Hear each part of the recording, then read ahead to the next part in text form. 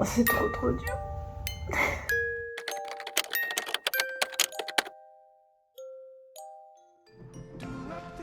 Ok, un peu de lumière. Tu crois que ça pèse combien une valise vide? 6 jours en tout. 6 jours. Donc. Où est-ce que j'ai mis ces maillots? Mais je trouve pas mes maillots de bain. Il y a quand même un hic. Je suis un peu inquiète là, sérieusement. L'organisation, mon cul. J'ai jeté mes maillots de bain. Mais parce que je fais 3 trucs en même temps. Je cherche le maillot de bain, je te raconte mon rêve et je lui dis à tes souhaits. Dan, où sont mes maillots de bain? Alors, voilà, je fais un nœud. Merde, putain, j'ai rompu le truc, je crois. Je sais pas si ça va marcher. Bon, j'essaye.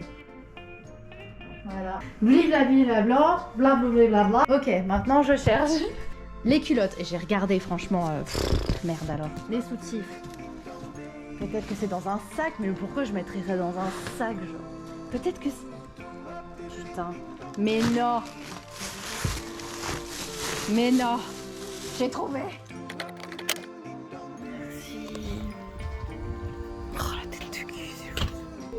Je suis en route pour le Portugal. Les 3 premiers jours, je suis censée retrouver ma sœur et ma grand-mère à Lisbonne. Et les 3 derniers, je pars pour l'île de Madère pour rencontrer une équipe de personnes qui font le même métier que moi. Des acteurs de doublage, de voix off. Mais les choses vont pas se passer comme prévu. En bref, pour essayer de faire court, je suis en pleine escale à Barcelone. J'en ai pour 8h30 de vol au total. Et dans les 5 prochaines minutes, je vais recevoir un message. Un message d'une fille avec qui je m'entends super bien qui est censée me retrouver à Madère avec les autres voix. Elle m'annonce qu'elle a le Covid et donc elle ne pourra pas venir. Ce qu'il faut savoir sur ces vacances, c'est que j'aurais jamais accepté de venir si je savais qu'elle n'y serait pas. C'était genre la personne que je voulais absolument rencontrer et avec qui j'étais sûre de m'entendre à 100%. Maintenant, je me trouve à mi-chemin, je peux plus faire marche arrière et je commence à réaliser que je vais me retrouver avec des gens que j'ai jamais vus de ma vie. Là, le stress y monte. J'essaie de le cacher, puis je me dis que j'ai 3 jours pour me préparer mentalement et recharger mes batteries avec ma sœur et ma grand-mère à Lisbonne. Problème? Ma grand-mère. She already made an impression. Nice So you lady. heard about the Nice lady, suitcase, everything. Everything. Oh. She asked me, can you put her in the same floor as Maya? I said, I don't have rooms on your floor. Ah, she wanted to be on the same floor Oh, as no, it's us. better like that. Thank No, you. There's a limit to our love. I love you, but... Ça annonce comment les vacances avec mamie? Movemente, on est prêt à affronter la mamie? Non. La maman. Ouais. Allez, courage. Courage à nous. Regarde la télé, écran plasma. Écran placenta. Elles sont là les princesses. Allô. Alors, vous pouvez pas dire que vous étiez dans le taxi. On installe la wifi. On n'a pas la wifi Oh encore. bah alors tu vas voir, c'est l'horreur. Ah, bienvenue. Bienvenue Manu. Attends, est-ce que je suis... Attends, c'est mes yeux ou quoi? C'est quoi ça? Je t'ai fait la femme, ma chérie. Bah, je suis douce. Bah, alors toi, comment il y va toi? Attention mes lunettes, attends, il y a mes lunettes là. Mais pourquoi tu m'avais pas dit que vous étiez dans le taxi? Parce que je t'aurais dit de venir me rejoindre si t'as faim, moi j'étais en train de déjeuner. Attends, on vient juste d'arriver mamie. je viens d'arriver. Je recharge mon téléphone. Mais arrêtez avec internet parce que vous allez voir, c'est d'un compliqué. Bah, il fallait internet pour t'appeler, non? Et non. Margarita. Pas tout de suite les filles. Mais oh, on a 30 ans vaccinée, pas mariée, je fais ce que je veux de ma vie. Parle pour toi, j'ai pas Ne 30 ans. vous excitez pas les filles. Ça va boire. Oh, elle est si dure. Bon, après on a tous ses défauts, mais j'ai l'impression que les défauts de chacun se décuplent avec les années. On a beaucoup pris sur nous avec ma sœur. Et heureusement qu'on n'a pas partagé la même chambre avec elle, sinon on se serait tiré une balle. Passer du temps avec elle, c'est sans arrêt lui donner raison, subir sa mauvaise humeur et se soumettre à son jugement sans pouvoir répliquer. On l'adore, elle est extraordinaire, ça je peux pas lui enlever. La mamie va sur ses 80 ans et elle pète le feu. Elle a tout vécu, elle a tout essayé. Et elle continue de vivre sa vie à fond. Je pourrais même dire sans hésiter qu'elle est plus jeune que moi dans l'âme. Ça part en date, même si pour elle tous les hommes sont de gros connards. Ça part en vacances tous les 2 mois et en solo. Ça fait du tennis plusieurs fois par semaine. Elle a besoin de personne, c'est une femme indépendante. Ça déborde bien trop d'énergie, elle a trop de vitalité en elle. Ah bah d'accord. Attends. C'est chouchou? C'est fermé. Parle que je ressemble un peu à une daronne. À vous. À vous. Bah parce qu'on n'a pas appuyé sur le 5. Ah si. J'ai appuyé. La vie. Putain. Chut. C'est quoi ça? Comment On fait comment? Mais voilà, tout simplement. Allez, appuie. Allez. Mais non, mais retire et prends. Voilà. Bad Bunny. Bah. J'ai une relation extraordinaire avec ma sœur.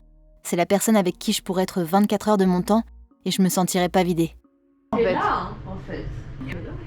Mais bien sûr que je suis là. Elle me rend euphorique et même quand je suis triste, je finis par aller bien. Ton esprit, tout ça, tout. En plus, c'est pas le mien parce que moi, mon petit doigt, il est tordu.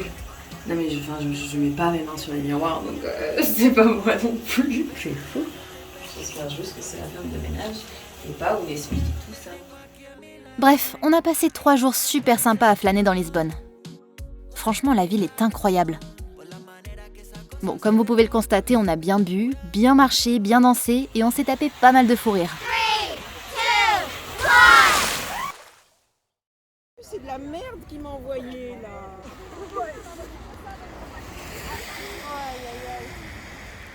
Je vous ai fait une petite liste de choses à faire à Lisbonne si vous êtes dans le coin. D'abord, je vous déconseille l'hôtel où on est allé. Impossible d'éteindre la clim manuellement et elle se remet en marche à chaque fois que tu regagnes ta chambre. En parlant des chambres, elles sont pas ouf. Ils sont assez radins avec les kits de savon et de shampoing. Et ça sentait un peu les égouts dans l'ascenseur. Si vous voulez manger un peu plus gastronomique, vous pouvez aller chez Degustar Lisboa. Pour une pause café, passez par la Fábrica da Nata. Je sais pas si je le dis bien. Je vous avoue qu'on n'a même pas mangé les natas là-bas, mais apparemment c'est les meilleurs. Et pour aller danser, allez dans le quartier Bairro Alto.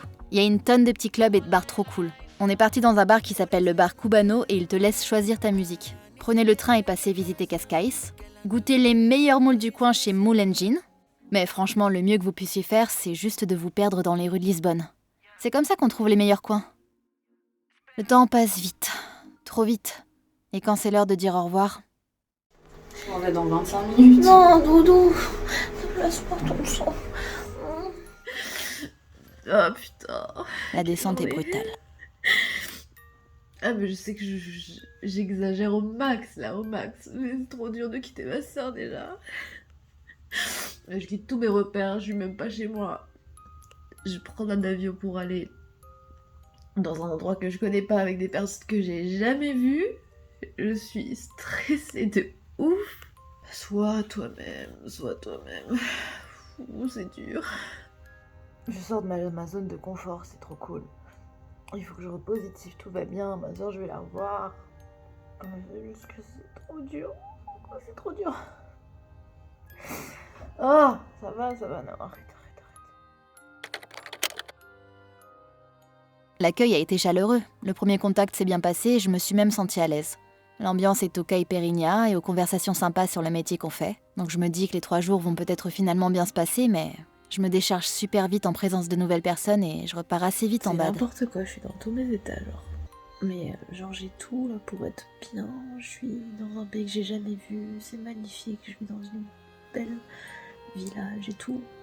Je suis en vacances et je suis pas du tout dans ma zone de confort là, je suis en terre inconnue avec des gens que j'ai jamais côtoyés de ma vie. Je suis la seule fille, ils se connaissent déjà, c'est dur. Là je suis en train de, je profite d'un moment où je peux me ressourcer dans ma chambre là. Je vais être fière de moi, c'est sûr. Je sais que ça paraît complètement con de se mettre dans des états pareils pour une situation qui peut paraître idyllique, mais je sais pas, c'est plus fort que moi. C'est un vrai challenge pour moi en fait, d'agir naturellement tout le temps. Je suis pas forcément à l'aise, je les connais pas assez, je sais pas ce qu'ils pensent de moi, je suis stressée tout le temps quoi. Ça va aller, ça va passer vite.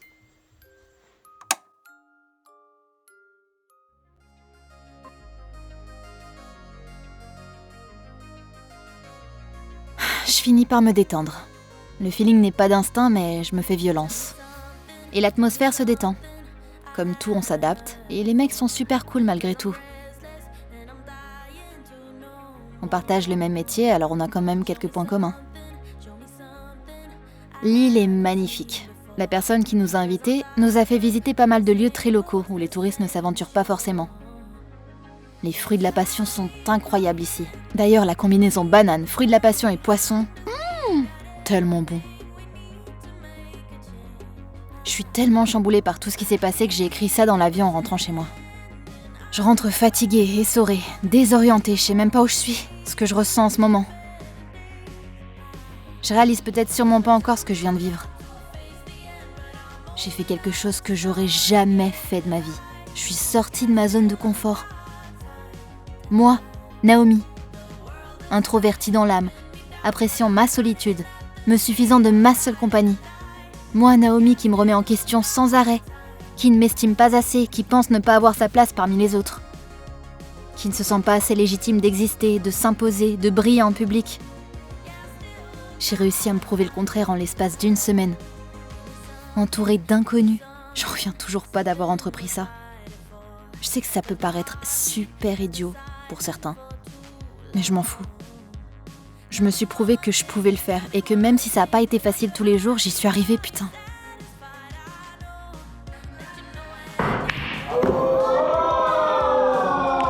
Je suis tellement fière de moi et je suis tellement heureuse de rentrer et me réfugier dans ma routine.